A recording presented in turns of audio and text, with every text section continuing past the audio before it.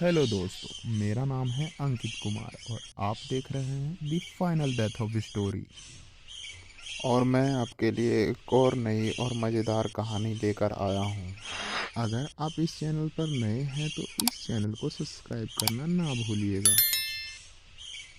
तो चलिए दोस्तों, बिना आपका वक्त ज़ाया करते हुए शुरू करते हैं आज की कहानी। हर अमावस की रात को खैरियतपुर गांव में डर और खौफ का ऐसा सन्नाटा पसर जाया करता था कि पत्ता भी गिरे तो उसकी आवाज गांव भर में गूंजने लगती थी। क्योंकि पिछले 23 सालों से हर अमावस्या की रात को यहाँ का एक बाशिंदा कम हो जाता था। क्यों, कहां और कैसे, इन 3 सवालों का जवाब किसी के पास नहीं था। वैसे तो गांव के बुजुर्ग इसका जवाब जानते थे, लेकिन जब भी उनसे कोई इस बारे में कुछ पूछता तो वो बात को टालते हुए बस इतना ही कहते थे, जो बोया है उसे काटना तो पड़ेगा ही। आज भी अमावस्या की ऐसी ही काली रात थी और गांव से एक जवान लड़का अमर और जवान लड़की सोनम गायब थे। और गांव का हरि प्रसाद अमर को हवेली की तरफ जाते देखा था। हरि प्रसाद की बात सुनकर सारे लोग सन्न रह गए और अमर की मां ने चिल्ला चिल्ला कर रोना शुरू कर दिया, क्योंकि गांव की पुरानी हवेली की दास्तान कुछ थी ही ऐसी। गांव की सीमा से बाहर खंडहर और वीरान पड़ी वो पुरानी हवेली वैसे तो दिखने में किसी महल से कम नहीं थी, लेकिन फिर भी सालों से यूं ही वीरान पड़ी थी। गांव का कोई भी इंसान उस हवेली के अंदर जाना तो दूर, उसके आसपास तक नहीं भटकता था, क्योंकि 23 साल पहले गांव के लोगों ने वहां एक ऐसी गलती की थी जिसका खामियाजा वो आज तक भुगत रहे थे।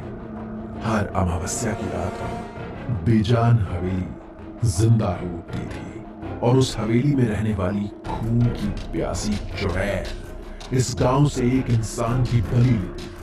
जब भी किसी ने अमावस्या के इस नियम को तोड़ने की कोशिश की, तब तक उस हवेली ने मौत का ऐसा तांडव मचाया जिससे आज तक कोई नहीं बच पाया। अमर की मां के रोने धोने की आवाज सुनकर अमर के बचपन के दोस्त चिंटू फर्नांडिस और अनवर खान भी वहां पहुंचे।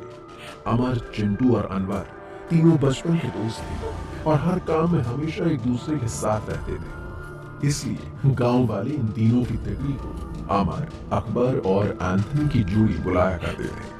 अमर की मां को यूं दहाड़ी मार कर रोते देख अनवर ने हड़बड़ाते हुए कहा, अरे साला, ये ससुरा अमर कहीं सच में उस पुरानी हवेली में तो नहीं चला गया?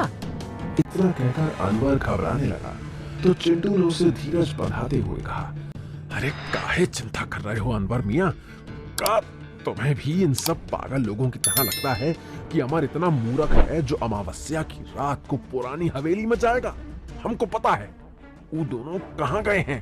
खैरियतपुर में सभी लोग अमर और सोनम को ढूंढते फिर रहे थे, लेकिन वो दोनों तो गांव के बाहर बहती नदी के किनारे अपनी प्यार की पींगे भर रहे थे। नदी किनारे पानी की लहरों से खेलती सोनम को देखकर अमर का दिल मचलने लगा और उसने प्यार से सोनम की तरफ बढ़ते हुए कहा, तुम तो बोली थी कि तुम नहीं आओगी मिलने। तुम नहीं आती ना तो हम सच में चले जाते उस शापित हवेली की चुड़ैल से मिलने, लेकिन अब तुम आ गई हो तो बेबी, आज तो तनिक हमारा मुंह मीठा करवा दो।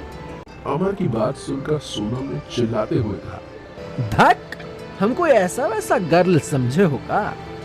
दिखने में हम मॉडल टाइप जरूर हैं, लेकिन अंदर से आई एम स्टिल अ देसी गर्ल। फिर से ऐसा बात किए तो ऐसा सिलाप मारेंगे रख के कि ग्रैंड मदर रिमेम्बर करने लगो।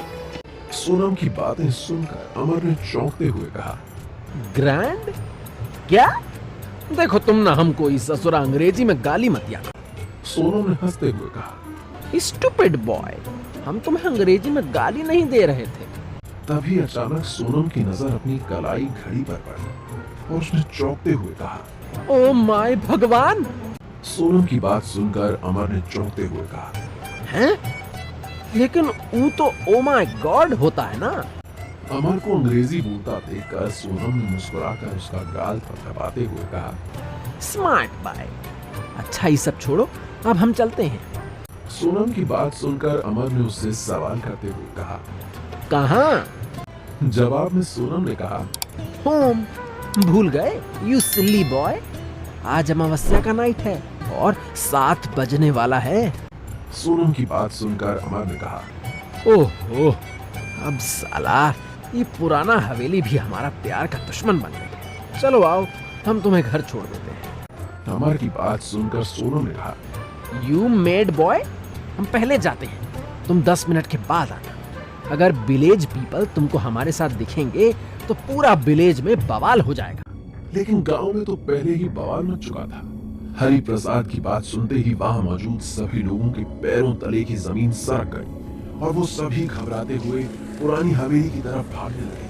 हालांकि वहां से हवेली बस कुछ ही कदमों की दूरी पर थी, लेकिन किसी में भी गांव की सीमा पार कर उस पुरानी हवेली में जाने की हिम्मत नहीं थी। इसलिए वो गांव की सीमा पर बने मणि काका के घर के बाहर रुक गए। शोर शराबे का फायदा उठाकर अचानक पहले सोनम और उसके 10 मिनट बाद अमर दोनों दबे पांव वहां पहुंचे और चुपचाप भीड़ में शामिल हो गए। सोनम और अमर को सामने देखकर दोनों की मांओं के साथ साथ अनवर और चिंटू की भी जान में जान।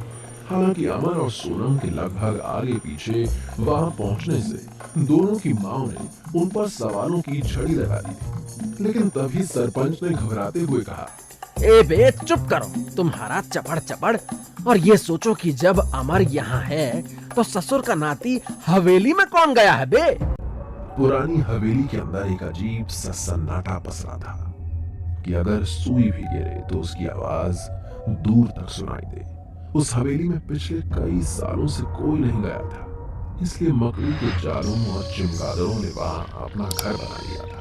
लेकिन फिर भी वहां की सारी चीजें आज भी वैसी की वैसी ही रखी थी। हरि प्रसाद से नजरें बचाता हुआ वो लड़का उस हवेली के अंदर तो आ गया था, लेकिन अब उसे वहां से बाहर निकलने का कोई भी रास्ता उसे नजर नहीं आ रहा था। वो हवेली से बाहर निकलने का रास्ता ढूंढ ही रहा था कि तभी अचानक उसके सामने से एक परछाई तेजी से गुजरकर सीढ़ियों से ऊपर की तरफ चली गई। उसने डरते हुए ऊपर की तरफ देखा तो अचानक उस हवेली की छत पर लगा झूमर तेजी से हिलता हुआ उसके सिर पर गिरने लगा।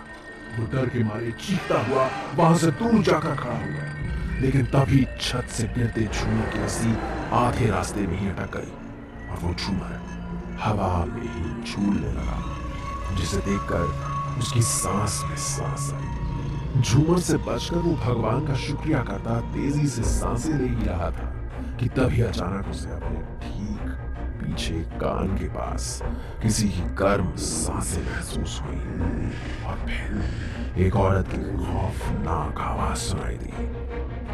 बरसों से जलती हुई मेरी रूह पर पानी की एक बूंद तक नहीं गिरी, लेकिन लगता है आज यहाँ सैलाब आएगा।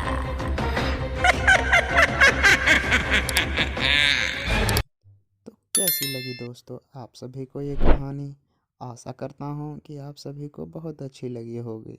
अगर आपको भी ऐसी डरावनी कहानियाँ सुनना पसंद है तो हमें कमेंट में ज़रूर बताइए, और हाँ, लाइक शेयर और सब्सक्राइब करना ना भूलिएगा। और मिलते हैं आपसे एक और नई और मज़ेदार कहानी के साथ।